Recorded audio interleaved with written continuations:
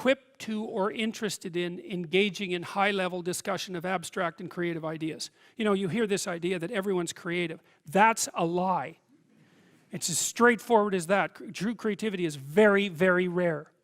And so, and if you happen to be a creative person, or if you happen to be someone who's profoundly interested in ideas, you are in a pronounced minority, just as you are if you happen to be extremely extroverted or extremely agreeable or extremely conscientious. These are minority issues, and what you do is you find like-minded people who are capable of engaging that. You know, heavyweight weightlifters compete with heavyweight weightlifters for a reason, and everyone thinks that's fine, and the same thing applies to intellectual and creative endeavors. So what you do is you try to find a community where that's the nature of the community, and you likely have to find a relationship like that as well, you know. So I don't think so. I think what contributes to the siloing is the arrogance that goes along with it, because if you can be interested in ideas and you can be creative, well, that's the arrogance of the intellect, right? That's the thing the Catholic Church had warned about for centuries, is the arrogance of the intellect.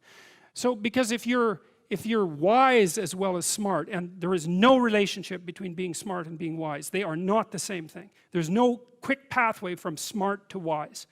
And many of the people who I've known who were very wise well, some of them were intellectually impaired and were still wise, you know. So it's the arrogance that brings up the block. And I see this, for example, happening in the United States in particular, because the last time I went down there, for example, I had friends down there, and some of those friends are very, very smart people, and some of them were talking about the Trump voters, and they were talking about the Trump voters with contempt. And I thought, you better watch that, because that's 50% of the damn population, and it might be convenient to think that they're stupid and beneath you, but it's not conducive to a civil state, and there's no evidence that it's true, because there isn't a straight line between intelligent and wise. And so I think that if your character is developed and you're intelligent, you can have your siloed creative community, but you develop enough wisdom so that you can see all the things that people can do that are of high ethical utility that are outside the intellectual domain. You know, and I think that's why in the New Testament, I think that's why Christ is a carpenter, right? Because, well, first of all, a carpenter is one of those jobs that when you're dishonest, it manifests itself immediately, because what you build falls down. And so if you're an honest carpenter, you build a good house. So there's a nice metaphor there. But it's also a warning in some sense against the equation of intellectual brilliance with moral superiority. And so if the intellects would drop their moral superiority, and fat chance there is of that, then the divide between the working class, say, and the elite would resolve. And there's every reason to have respect for decent working class people. I mean, it's on their labor, as the left-wingers at least hypothetically agree, that the entire edifice of the culture is resting. So you can have your cake and eat it too, but you have to not assume that your niche makes you superior. And it's very difficult for smart people, especially smart.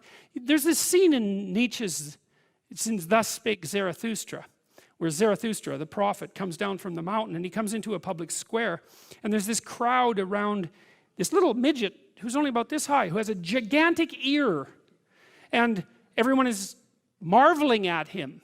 Well, that's what the modern intellect is like. It's a midget with a giant, well, mouth generally, not an ear. And the being is underdeveloped, but the intellect is hyper activated, and it makes the person extraordinarily unbalanced. And it's partly because they can't compete outside the intellectual realm, and that makes them very bitter, because they tend to think, well, God, I'm so smart, everything should just come to me. It's like, sorry, that's not how the world works. And it also that attitude is immediately evident to people that they're talking to when they talk in the manner that they talk, if they are arrogant intellectuals of that sort. You see that in The Simpsons did a good job of that with Comic Book Guy, right? I mean, he completely useless in every possible dimension with an IQ of about 160, and it's very annoying to people who have an IQ of 160 that they can also be completely useless, but it happens a lot.